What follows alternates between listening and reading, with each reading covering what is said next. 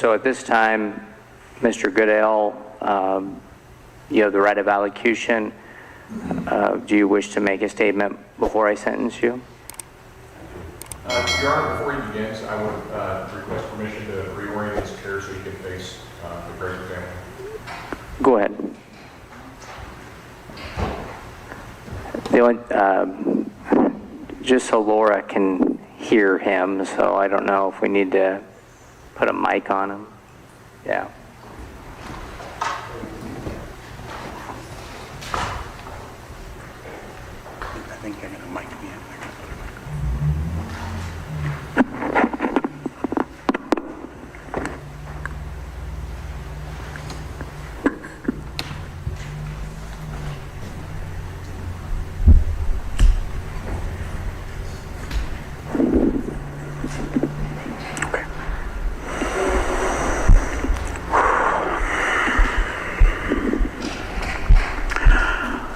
I want to say I'm grateful for this chance to speak my piece.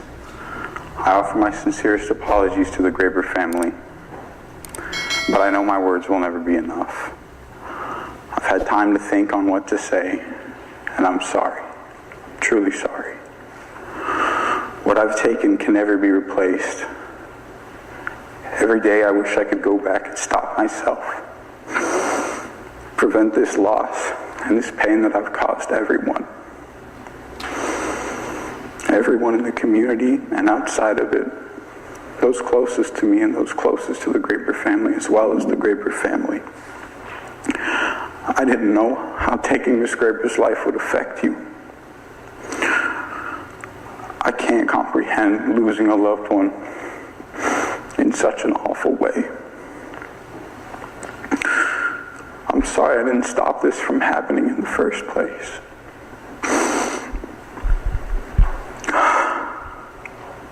And I'm understanding now that Miss Graber meant so much to so many people. She was a support to the community and those close to her.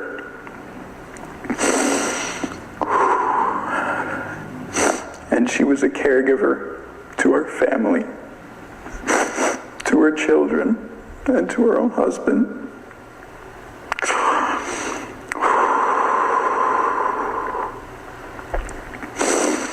I'm so sorry. To Mrs. Graber's friends and the members of her church, I'm truly sorry for what I've taken from you. I never stopped to consider the community. To everyone at Fairfield High School who felt unsafe, those who were scared, those who lost hope, I'm sorry for what I've done. I'm sorry how my actions have affected you. I owe an apology to all my friends. I'm sorry for the stigma placed on you just for having known me. Zach, Habib, Zoe, and John, I didn't care. I didn't even know what this had done to you. And I'm sorry. And Dad, I'm sorry that I let you down in so many ways. Jackie and Sophia, you've given so much to me.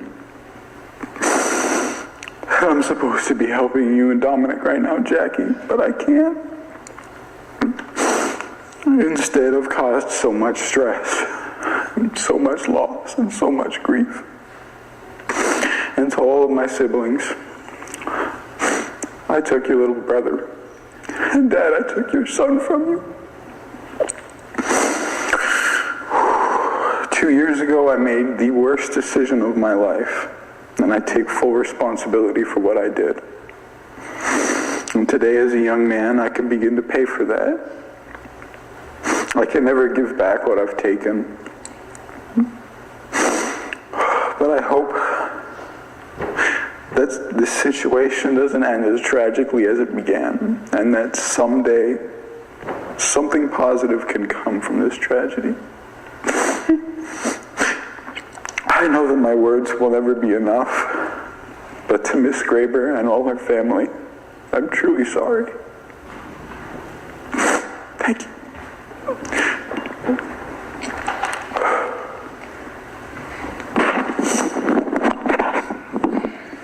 Thanks.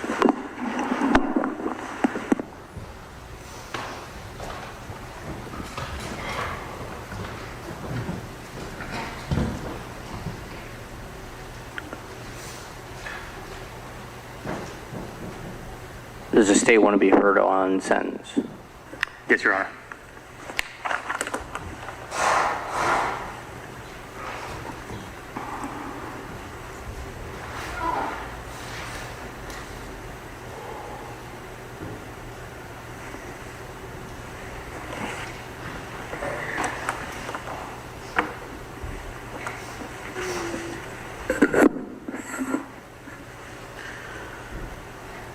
Your Honor, it's important to keep in mind how we got here today.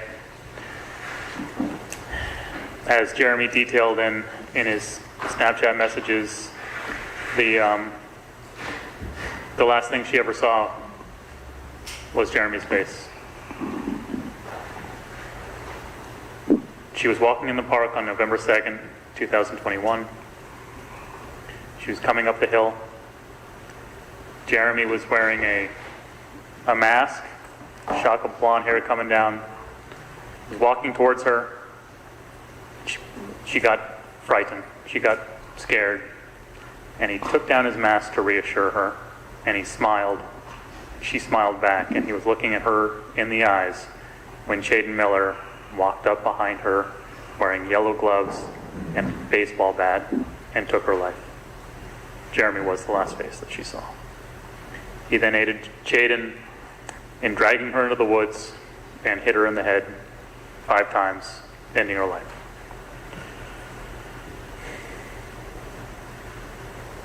Jeremy acted in consort with the co-defendant in this case, and the state's recommendation is based on a lot of factors. 902.1 sub 2, sub B, sub 2, sub A details a number of factors that the court needs to keep in mind when considering the appropriate and effective judgment and sentence to pass down for this crime. Subsection A indicates the court needs to consider the impacts of this offense on each victim.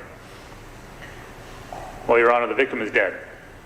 The impact cannot be more grave. And on the people she's left behind, the impact will be heard by the court shortly. But it's fair to state that the death of Noe McGraver has fundamentally changed the nature and structure of this family. Sub B indicates the court needs to consider the impact of the offense on the community. This offense has had a substantial and lasting impact as testified to by Lieutenant Kinsella. Subsection C indicates that the threat and safety of the public needs to be considered by this court. The defendant had no motive in this case. His motive was to assist in Chaden Miller. It was Chaden's motive. Jeremy was along, in his words, quote, because he didn't want to seem like a pussy, end quote. That lack of motive could cut a couple of ways, but frankly increases the threat. I think we might need to take a break here for a second. The defendant's got a bloody nose. Oh, sorry. No, you are fine. We'll let's take a break and see if we can get that taken care of.